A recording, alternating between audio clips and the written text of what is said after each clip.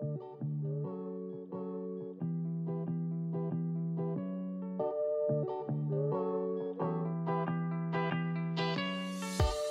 everyone, this is Matt from Akai Professional at the Gear4music studios, and in this video we are going to be taking a look at the MPC Live II. So with the MPC Live II, we've added a stereo speaker system at the bottom for monitoring your arrangement, also CV and gate connectivity, in addition to adding 27 dedicated buttons at the top of the hardware.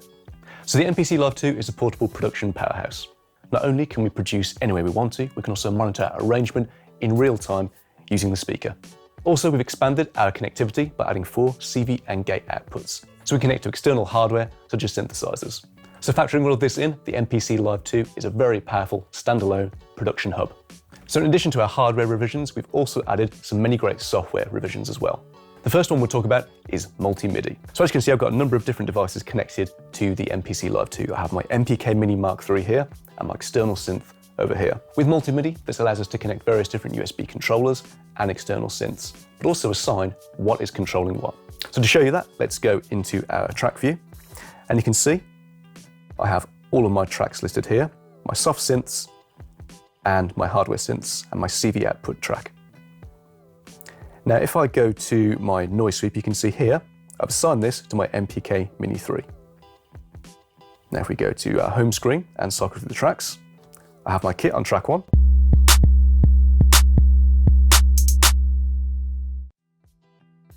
And then on track 2, I have an instance of tube synth. Now I've assigned this to be controlled by the pads.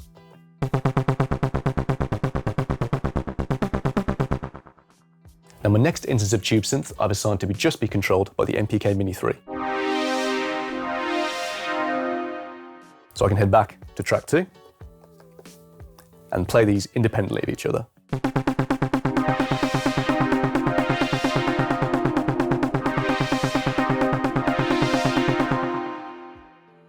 Now if I go through again, I have another instance of tube synth on track 4.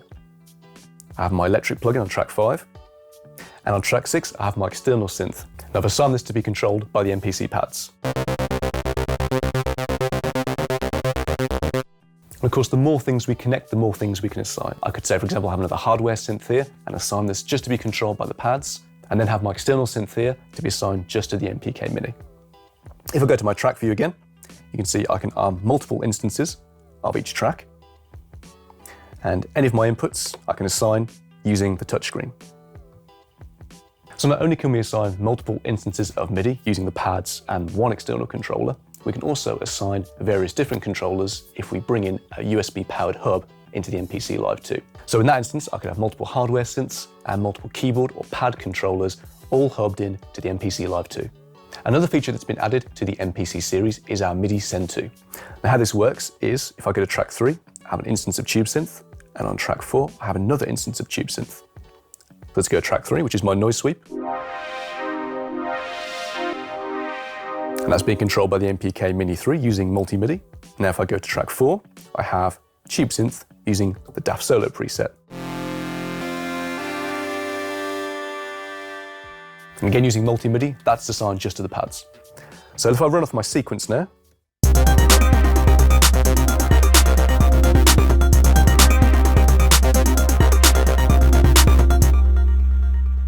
so let's say I want to layer up a particular MIDI pattern very quickly. Let's go to that noise sweep now. I now have a send to option. So I can either click on the encoder and use the touchscreen, or I can highlight and cycle through which track I want to send my MIDI data to. So here on the noise sweep track now, what I'll do is send this to track 4, which is my tube synth layer. So let's hear it without the layer.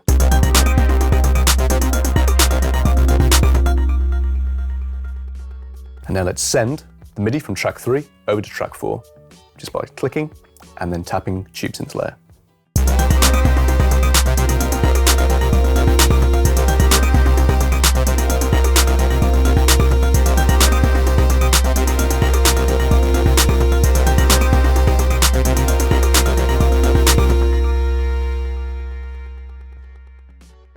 So with the MPC Live Mark II, we've upgraded our connectivity on the rear. We now have 4 CV Gate outputs that we can use to connect to external synth modules. Now, on my project here, I have a track set up for my external synth for the audio and the MIDI, And if I page across, I have a dedicated CV track. Now if I run off the sequence now,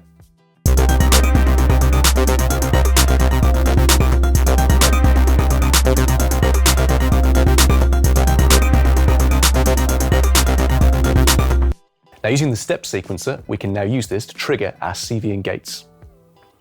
Now if I come to my step sequencer here, you can see I'm already on my CV track. And you can see the steps running across. On the back of the MPC Live II, I have this connected to my filter cutoff and gate. So let's use the touchscreen now to input those CV and gate commands.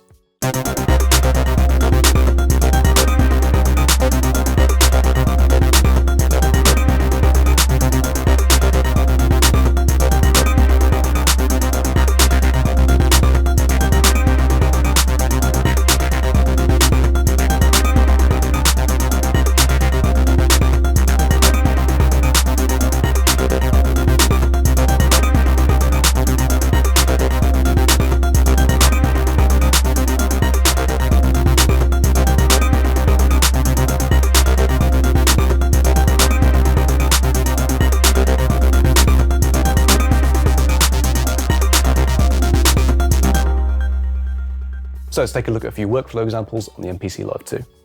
So if I hit Shift and Browse, this will take me to where all the content is stored on the MPC. Here I can search my drums, my multi-sample instruments, clips, individual samples, my root folder, and also my Splice account. Now because the MPC Live II has Wi-Fi enabled connectivity, this means we can sync our Splice account with the MPC Live II. And we can pull in all of our downloaded content from Splice into our MPC. I've already got this set up, so let's head to all your samples, and you can see here I have content from Splice that I can preview.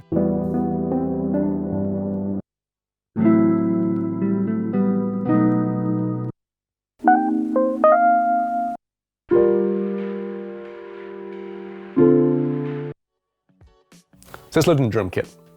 So I head to drums. I can use the search directory to fine tune what I'm looking for. And again, if I want to preview any track, I can set the audition to be auto, or I can use the play button here when I land on a particular kit.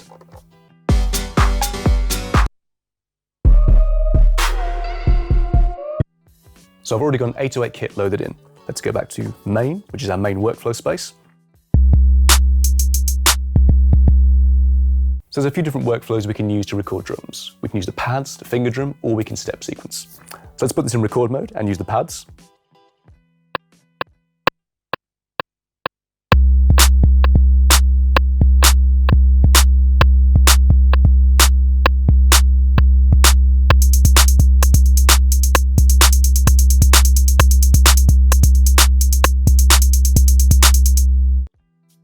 Now, if I want to affect the velocity of any of the samples, I can simply hit my step sequence and draw in the velocity. In this case, we'll do the hi-hats.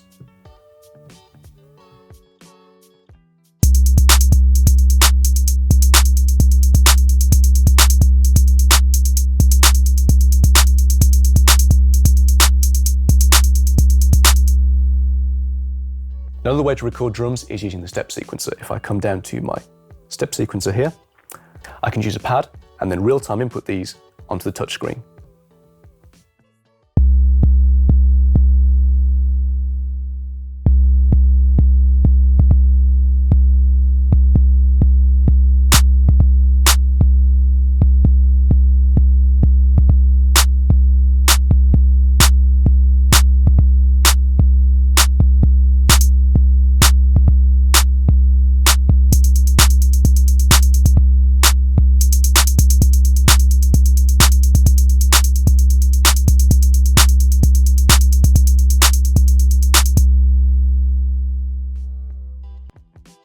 So if I hit menu and then program edit, you can now see, using the touchscreen, I can edit the full plugin GUI.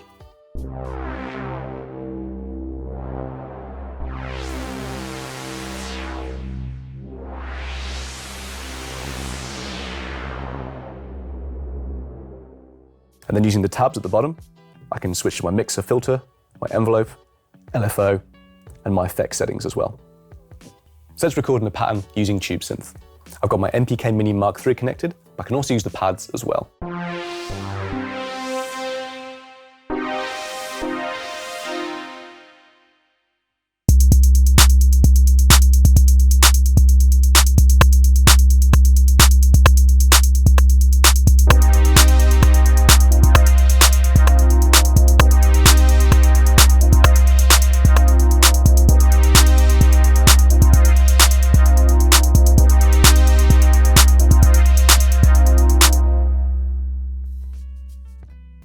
So on track 4, I have an instance of electric. Again, if we hit Menu and Program Edit, you can now see the full plugin GUI. So with electric, we have more of an old school Rhodes kind of sound.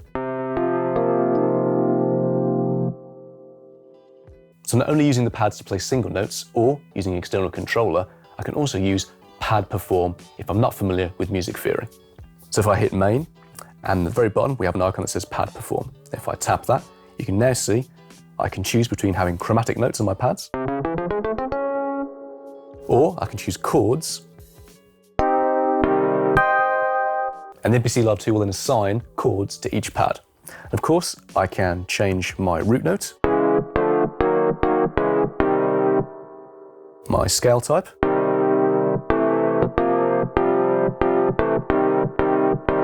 and then my chord intervals,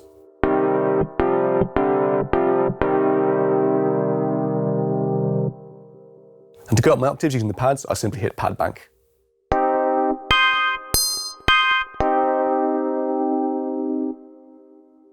Let's record something in using Pad Perform now.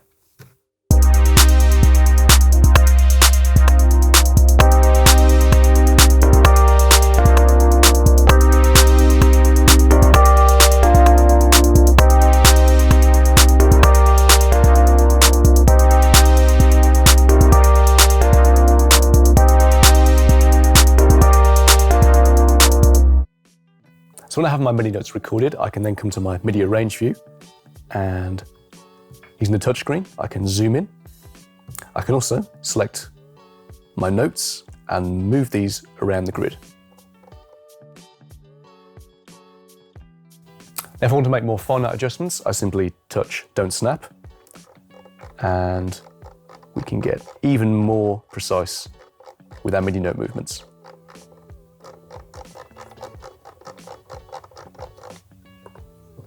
So the MPC is legendary for its sample workflow. With MPC Live II harnessing the power of the processor inside, we've taken this to a new level. So now if I hit my browser, and in my sample pool, I can bring individual samples into my project. Now I mentioned Splice before, so let's take some content from there. Tap all your samples, and let's go with... So let's load in this Wurlitzer tape. So I've hit the encoder, and then I'll hit Shift and Sample Edit. We're immediately in that sample edit screen.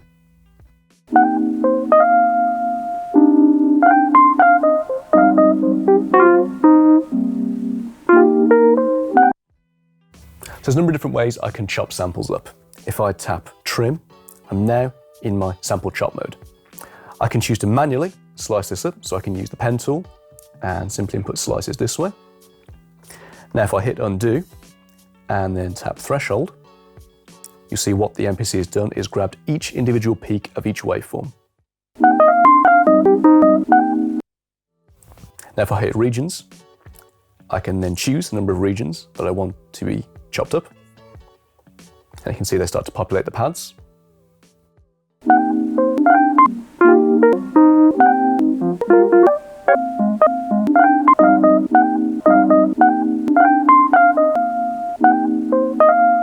So let's go with a few more. Let's go to 14.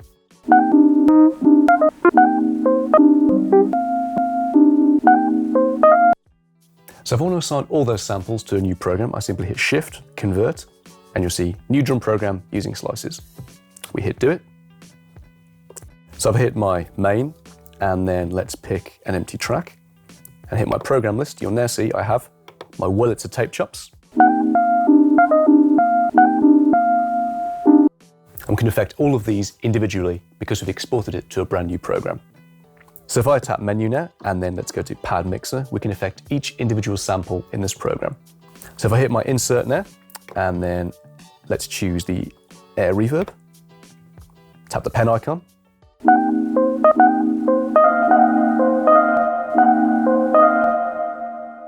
so now let's stack in another effect, and this time let's go with a low pass filter. I'll tap the pen icon.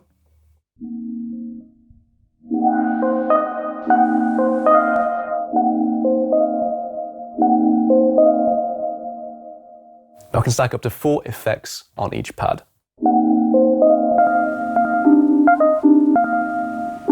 So you can see my pad 1 is the only one I've used the effects on.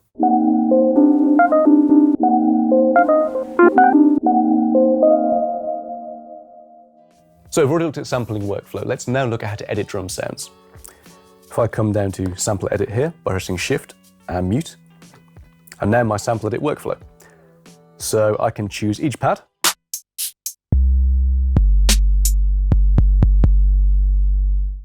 And then apply any edits that I want to make. So here I can tap Process and apply any of these. So we've got pitch shift, fade in, fade out, reverse, normalize, add silence, or using the touchscreen. If I go to a long sample, I can edit my start and end points just using the touchscreen.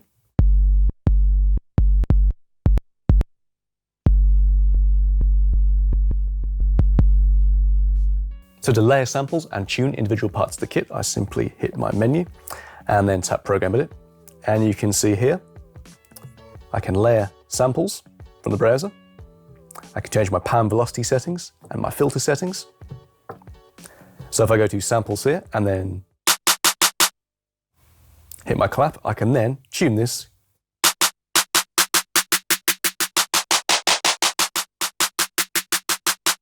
And of course, any long samples I have as well, I can also use a warping algorithm to time stretch these. So if I hit filter and envelope, I can choose any different types of filters here and apply these to my clap. So let's go with a high pass. And again, we can edit using the touchscreen. And then I have my filter and amp envelope as well.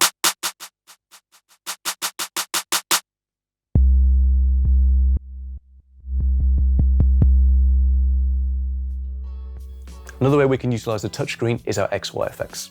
So if I hit XY here, then tap Setup, and then go to my preset menu, you can see I've got flanges, delays, ring mods, tape stop, low and high pass filters. So let's start with low pass filter, beat repeat, and you can hear what that sounds like now.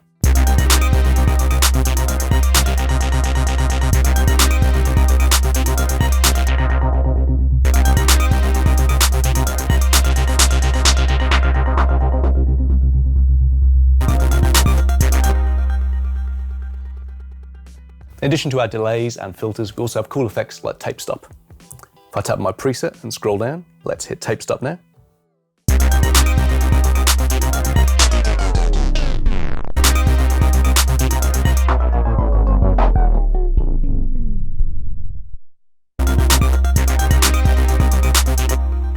So that's a quick look on the MPC Live Mark II. For more information on this or any other Akai products, head over to the Gear4music website.